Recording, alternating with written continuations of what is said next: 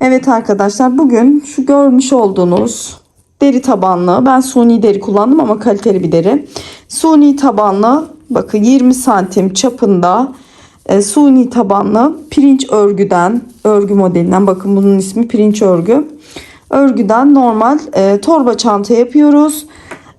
Tarifine geçmeden önce çantamı şöyle şu şekilde göstereyim dedim. Ben şöyle hazır aparatlar kullandım. Dilerseniz siz örgü de yapabilirsiniz. Sayfamda örgü askı çeşitleri de var. Şimdi isterseniz taban tığlamasından başlayarak tarifimize geçebiliriz. Merhaba arkadaşlar. Öncelikle oval deri taban tığlama ile başlayacağım. Şimdi deri taban tığlamaya geçelim. Şu şekilde ben tabanımı ölçeyim öncelikle. Bir ölçüsünü vereyim size, bakın. Bu 20 santimlik bir taban arkadaşlar. Şimdi orta kalınlıkta bir kağıt ip kullanıyorum ve 3,5 milim tığım var. Şimdi öncelikle ipimizi alıyoruz.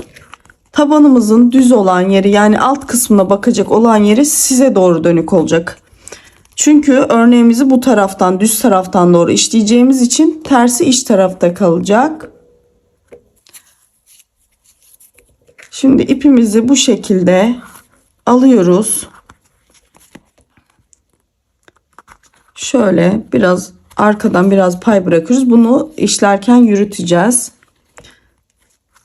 Şimdi ilk boşluğa 2 tane şöyle, ve burada şöyle bir şey var.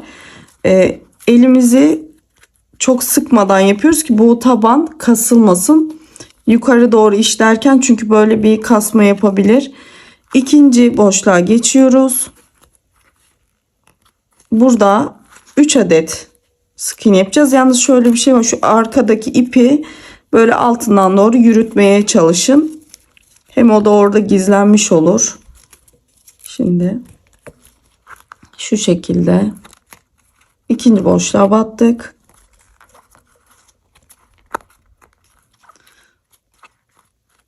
Buraya 3 adet sık iğne yapıyoruz. Dediğim gibi çok fazla elinize sıkmamaya çalışın. Çünkü üst tarafa örnek kurarken buralarda kasma yapıp tabanımız gerilmesin. Yandakine 2 adet. Tabii bu bir de sizin ipinize de bağlı buradaki sayılar. Kalın bir ipiniz varsa 2 adet yeterli olabilir. Hani ince bir ipiniz varsa daha fazla sayıda koyabilirsiniz. Bunu siz biraz da siz ayarlayacaksınız. Hani kasma yapmayacak şekilde ve dengeli olacak şekilde sayıları koyun. Buraya 3 adet.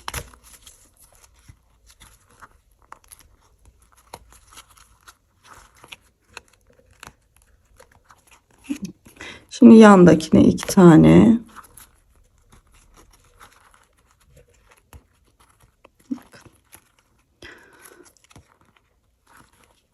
Ben genelde kağıt iplerimi kullanırken yumuşatma işlemi yapmıyorum arkadaşlar. Bunu bana çok soruyorsunuz. Ve tığımda genelde 3,5 milim oluyor. Sadece şapkaları işlerken ip ince ise 3 kullanıyorum. 3 milim. Ama onun haricinde genelde kağıt iplerimi 3,5 milim tığla işliyorum. Ve iplerimi kesinlikle yumuşatmıyorum. Bazen çile olarak aldığım için sert çıkabiliyor ama kesinlikle yumuşatma işlemi yapmıyorum. Tavsiye de etmiyorum. Çantanız uzun ömürlü olmaz ve görüntü bakımından da ben açıkçası çok yumuşak çanta sevmiyorum kağıt ipte. Biraz tok durmalı diye düşünüyorum ama tabi yumuşak çanta görünümü sevenler de var. Ona yakışan modeller de var. Evet arkadaşlar, burada 1 2 3, burada konuşurken buraya 2,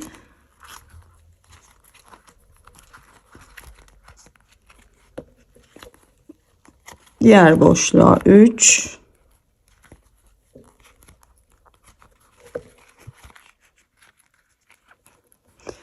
yanındaki boşluğa geçiyoruz. Buraya da 2 adet.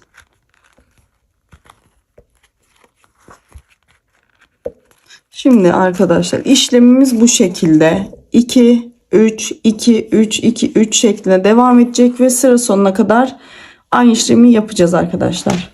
Evet, ben sıra sonuna kadar geldim. Gördüğünüz gibi bir ikili, bir üçlü, bir ikili, bir üçlü bütün boşluklara işlemi gerçekleştirdim. En sonunda da üçlü sık iğnemi yaptım. Şimdi burada ben spiral olarak ilerleyeceğim için buradan batıyorum ve bakın şu şekilde şuradan ilmeğimi kaydırıyorum ve yan taraftaki boşluğa geliyorum. Bakın artık sık iğnelerin üstüne birer sıra sık iğne yapacağım ve bundan sonra yapacağımız örnekte aynı bu şekilde spiral olarak dönecek. Yani ipimizi tekrar bir üst sıraya çıkma gibi bir durum olmayacak. Şimdi bu sırayı sık iğne olarak döneceğiz arkadaşlar. Bakın şu şekilde. Bakın. Bütün sıralar sık iğne olacak şekilde her sık iğnenin tepesine birer adet sık iğne batacağız. Ve tabanımızın etrafını döneceğiz.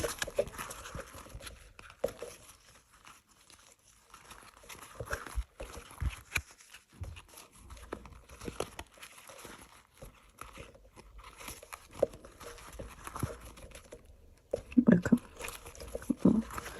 Şu şekilde.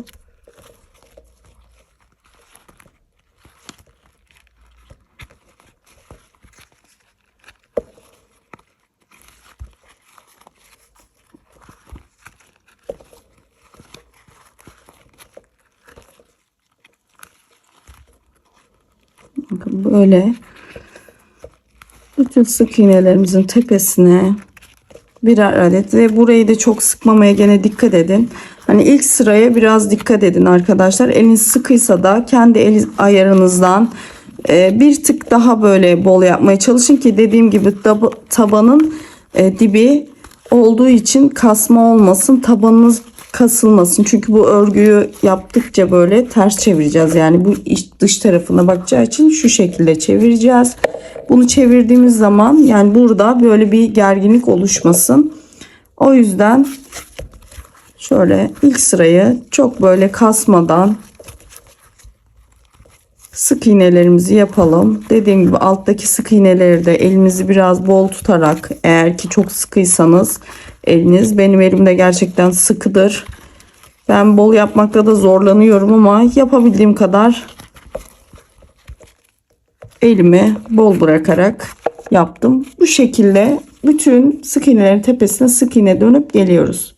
Evet arkadaşlar, gördüğünüz gibi sıramı bitirdim. Bir sırada sık iğne gittim. Ben şimdi burada şöyle yaklaştırayım. Model örnek kuracağım. Ben küçük mini bir sayfamda da var, paylaştım. Telefon çantasının da yaptığım hasır modeli var ve çok kullanılıyor. Bence torba çantaları da çok yakışıyor. Ben ondan yapacağım arkadaşlar. Şimdi tığımızı şu şekilde, gördüğünüz gibi burası en son sıramız. Spiral halde şekilde örmeye devam edeceğiz. Tığımızı batırıyoruz. Bakın. En son battığımız sık iğnenin bir kanadından tığımızı geçiriyoruz. Sonra yandaki, şöyle yapayım, yandaki boşluğa da batıyoruz. Gördüğünüz gibi 3 tane ilmek var tığımızda. Hepsini tek seferde çekiyoruz arkadaşlar. Tekrar en son battığımız bakın sık iğnenin içinden geçiriyoruz tığımızı. Yandaki sık iğne boşluğuna batıp ve tığımızda 3 tane ilme oluyor ve çekiyoruz. Tekrar en son sık iğnenin tek kanadından geçiriyoruz tığımızı ve şurada görüyorsunuz yandaki boşluğa batıyoruz ve üçünü tek seferde. İşlemimiz bu şekilde arkadaşlar. Tığınızı çok sıkı tutmamaya çalışın. Örneğin zaten modeli de işledikçe fark edeceksiniz. Güzel bir model. En son ilmeğimizden tığımızı geçiriyoruz. Yandaki sık iğne boşluğundan ve üçünü tek seferde. Bakın. En sondakinden tığımızı geçiriyoruz. Yandaki sık iğnenin boşluğuna. Üçünü tek seferde. Artık işlemimiz tamamen bu arkadaşlar. Yukarıda büzgü yerine gelene kadar, istediğiniz uzunluğa gelene kadar bunu bu şekilde spiral halde istediğimiz boyuta gelene kadar hep aynı işlemi yapacağız. Başka hiçbir değişiklik yok. Bakın en sonki ilmekten tığımızı geçiriyoruz ve yan taraftaki sık iğnenin boşluğuna batıyoruz. Ve üçünü tek seferde. Bakın şöyle zaten örneğimiz oluşmaya başladı. İsterseniz siz bir sıra sık iğne geçmeden de yapabilirsiniz ama ben deri taban kullandığım için kasma yapmasın diye bir sıra sık iğne gitmeyi tercih ettim. Dediğim gibi siz direkt tığlama işleminden sonra da bu örneği yapabilirsiniz. Şu şekilde bakın.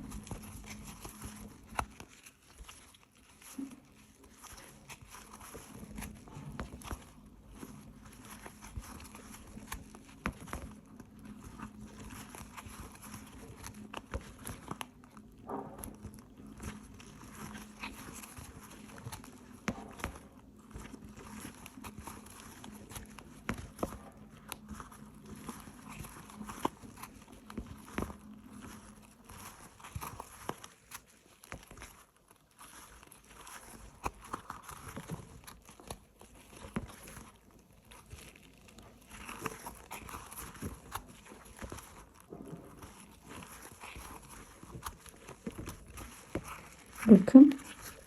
Çok güzel bir görüntüsü oluyor bu modelin. Ben de çok beğeniyorum. Dediğim gibi küçük bir telefon çantası yapmıştım. Onu da kullanmıştım. Torba çantaları da ben çok yakıştırıyorum bu modele. Yani tekrar bu modeli çalışalım. Çalışmışken de sizle dedim paylaşmak istedim. Normalde siz dediğim gibi yuvarlak taban yapıp onun üstüne de yapabilirsiniz. Hazır taban kullanmanız şart değil. Öyle de güzel olur. Yapan arkadaşlarım da var. Dediğim gibi benim elimde deri tabanım vardı. Onu değerlendirmek istedim. Ben deri tabanı üzerine işlemek istedim. Dediğim gibi siz normal oval taban yapıp 20 santim genişliğinde ya da istediğiniz büyüklükte ya size kalmış normal oval tabanın üzerine de bu modeli çalışabilirsiniz.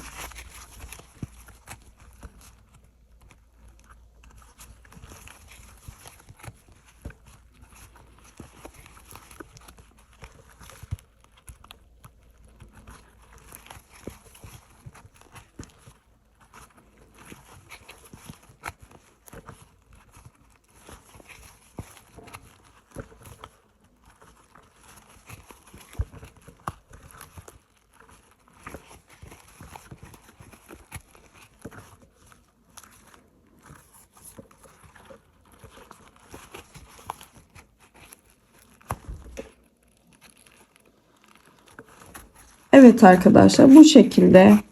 Şimdi ben şuraya kadar geleyim. Tekrar bir üst sıraya çıkmayı da göstereyim. Tamamladıktan sonra görüşelim. Evet arkadaşlar bakın. Şöyle göstereyim. Siyah olduğu için biraz zor görünüyor olabilir. Şöyle yaklaştırayım. Son sırayı da gittim. Şurada örneğe başladığımız ilk yere geldik. Böyle yakın çekim yapayım.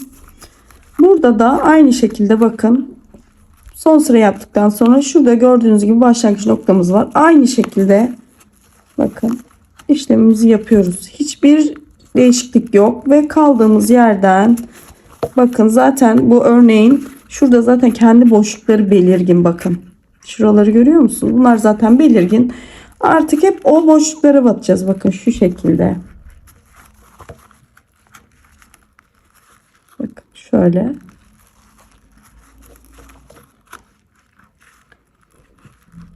O boşlukları batıyoruz. Örneğimizi aynı şekilde yapmaya devam ediyoruz. Dediğim gibi örnek çok basit bir örnek ama çok şık duran bir örnek. Zaten bakın burada batılacak yerler şu şekilde bakın. Belli. Şuralar. Buralara batıp aynı spiral halde örneğimizi büyütüyoruz arkadaşlar. Başka hiçbir şey yok. Oldukça basit. Siz de yapabilirsiniz rahatlıkla. Dediğim gibi normal oval taban örüp de yapabilirsiniz de siz bunu. Hazır tabanları da yapabilirsiniz. Dikdörtgen tabanlara da uygulayabilirsiniz. Yani bu model her yere uyar arkadaşlar. Bakın çok güzel bir görüntüsü oluyor. Böyle nasıl diyeyim size, şiş örgüsü bilenler bilir. Böyle ajurlu derler. Ajurlu modeller gibi. Bakın aynı o şekilde duruyor. Şimdi dediğim gibi istediğim uzunluğa gelene kadar yükselteceğim arkadaşlar. Ara ara tabi boyu uzadıkça size de paylaşırım. Biraz örelim, sonra tekrar görüşürüz. Evet arkadaşlar, bakın ben bayağı bir ördüm. Neredeyse yarısına kadar geldim. Dediğim gibi işlem aynı. Bu şekilde istediğimiz uzunluğa gelene kadar öreceğiz arkadaşlar. Ve ben tabi sonradan uzunluğunu, yüksekliğini yani çekeceğim. Ne kadar santim olduğunu size tekrar bir bilgilendirme yapacağım. Bu şekilde örüyoruz.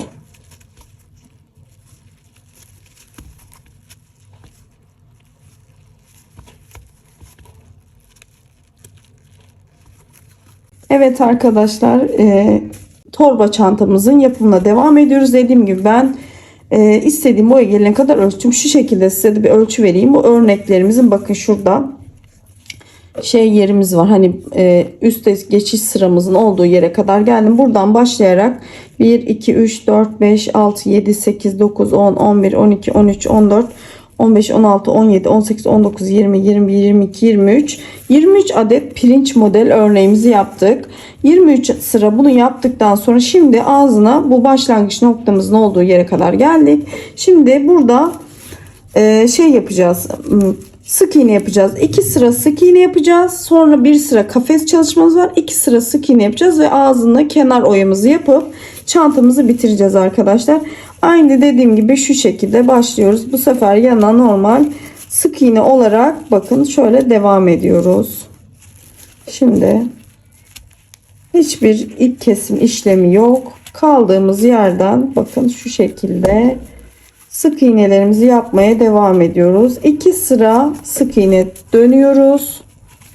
Bakın şu şekilde aynı. Artık çantamızın büzgü kısmına geçiyoruz. Yani büzgü koyacağımız yeri yapacağız ve bitireceğiz. Oldukça basit, yapımı zevkli ve çabuk ilerleyen bir örnek. Dediğim gibi arkadaşlar, bu örneğin adı pirinç modeliymiş. Ben de yeni öğrendim. Sizinle de paylaşayım dedim. Şimdi bu şekilde. Şimdi 2 sıra sık iğne gidiyoruz arkadaşlar. 2 sıradan sonra kafes örneğimiz var. Evet arkadaşlar, gördüğünüz gibi sona geldik. Şimdi burada tekrar bir zincir çektik. Burada 3 tane zincir çekmiştik. 2 tanesi aşağıda, burada buraya bakın şu şekilde batıyoruz ve tığımızı iplik kaydırma yöntemiyle çıkartıyoruz. Bir zincir çekiyoruz ve şimdi tekrar 2 sıra sık iğne yapıyoruz. Bir adet içine bakın şu şekilde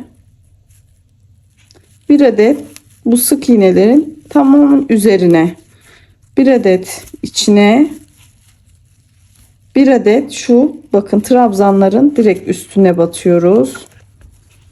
Bir adet içine, bir adet trabzanların bakın üzerine, bu şekilde bir adet içine,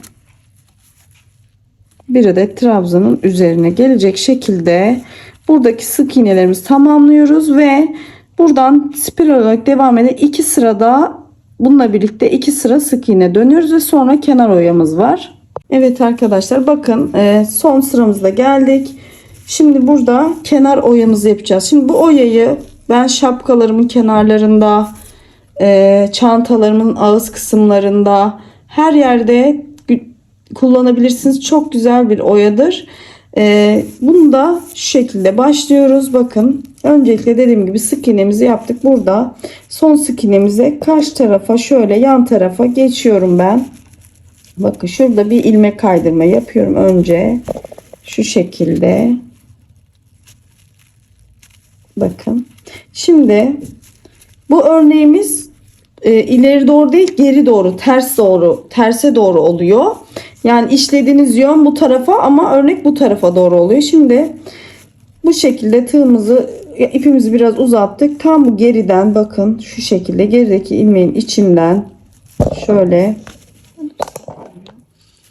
şu şekilde tutuyoruz ve gerideki bakın ben burada bir sıra atlıyorum. İkincisinden şöyle alıyorum ve arkadan doğru ilmeğimizi alıp çıkarıyoruz ve buna ters sık iğne diyorlar arkadaşlar.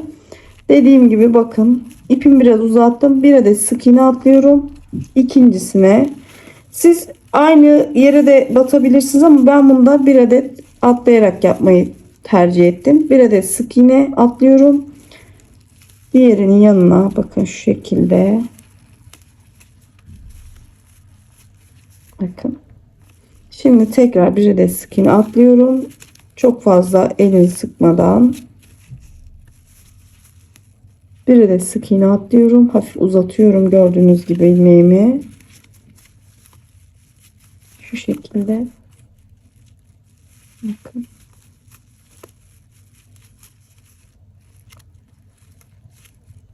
Tekrar bir adet sık iğne atlıyorum.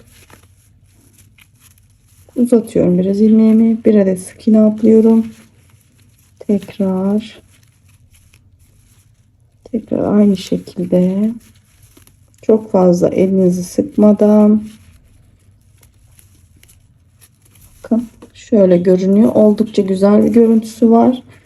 Dediğim gibi bütün çanta kenarlarınızda, şapka kenarlarınızda kullanabilirsiniz. Şimdi tekrar aynı işlem. Dediğim gibi aynı işlemi tekrarlıyoruz. Oldukça basit ve güzel bir yöntemdir. Bütün çantalarınızda kullanabilirsiniz. Kenar oyası çantalar, şapkalar için önemlidir arkadaşlar. Kenarların daha muntazam durmasını sağlar. Çantalarınızda ağzının kullandıkça esnemesini engeller. Ve şık bir görüntüde yani olması ekstra avantajı. Şimdi bunu böyle devam ettiriyorum. Bütün sık iğnelerime bu işlemi yapıyorum.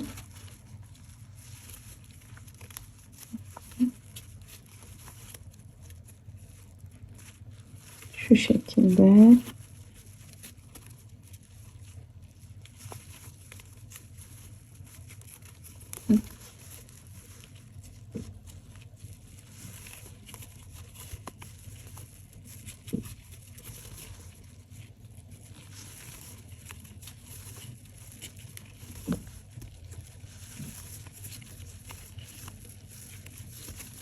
Şöyle.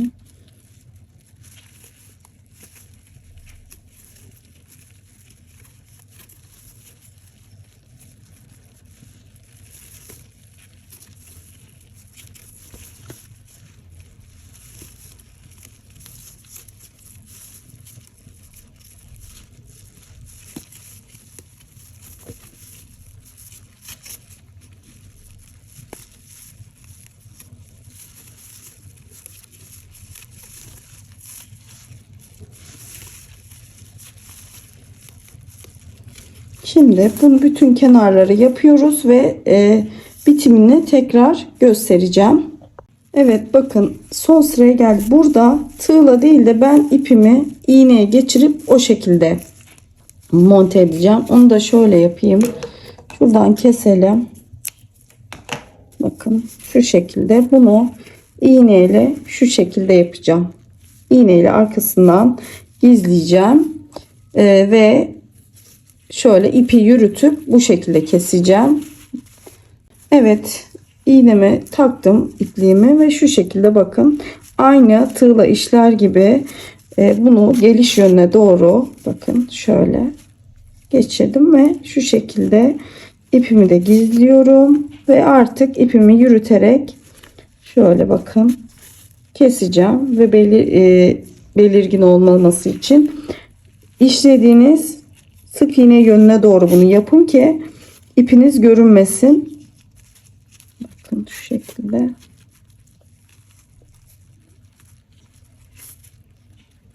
Ve dediğim gibi ipimi yürüttükten sonra keseceğim. Ve işlemimiz bitmiş olacak. Bakın şu şekilde. Şöyle aşağı doğru getiriyorum ben. sağlam olsun.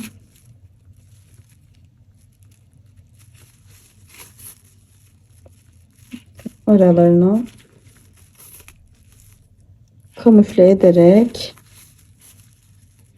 keseceğim arkadaşlar. Yeterince yürüttüm. Buradan şöyle şu şekilde kesebilirim. Zaten içine astar çalışması da yapacağım ama astarsız da kullanabilirsiniz. Bakın. Ve çantama ütü yapacağım arkadaşlar. Kenarı gördüğünüz gibi çok güzel bir kenar oyası oldu. Çok da muntazam duruyor. Dediğim gibi bütün çantalarınızda da bu örneği kullanabilirsiniz. Ben çok beğendim. Şu an çantamın kenar oyası da bitmiş durumda. Umarım beğenmişsinizdir. Dediğim gibi güzel bir fikir çantanız için. Denerseniz mutlu olurum. Evet, kenar oyamızı da bitirdik. Şöyle şu şekilde bakın. Ben dediğim gibi deri taban kullandım. Şimdi şu şekilde çantamızın örümü bitti arkadaşlar. Ütü yapacağım ve şuradan deri bir kordonu var. Onu geçireceğim. Şu şekilde bakın.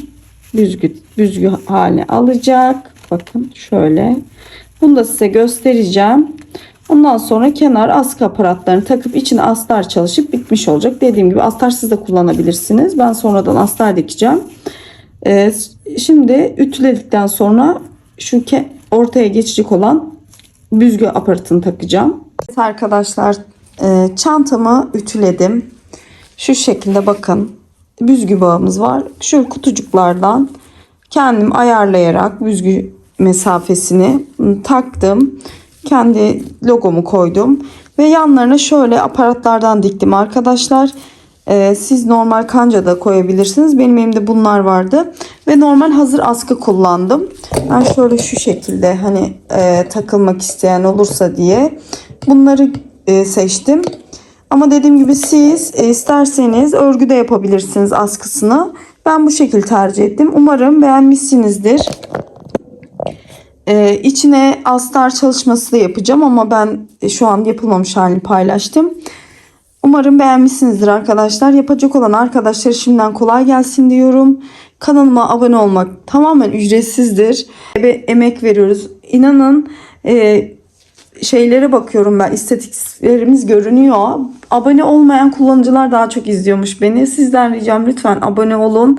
Emekleriniz çöpe gitmesin. Bunları çekmek gerçekten çok uzun zaman alıyor. Dediğim gibi tamamen ücretsiz. Bildirimlerinizi de açarsanız ben video yüklediğimde hemen haberdar olursunuz. Şimdiden çok teşekkür ediyorum. Yapan arkadaşlara şimdiden ellerinize sağlık diyorum. Ve Instagram sayfamdan da beni takip edebilirsiniz. Onun da adı Edda Tasarım. Oradan da benim tarifimle yaptığınız çantaları beni etiketleyerek paylaşırsanız ben de sizi seve seve sayfamda paylaşmaktan mutluluk duyarım. Hoşça kalın.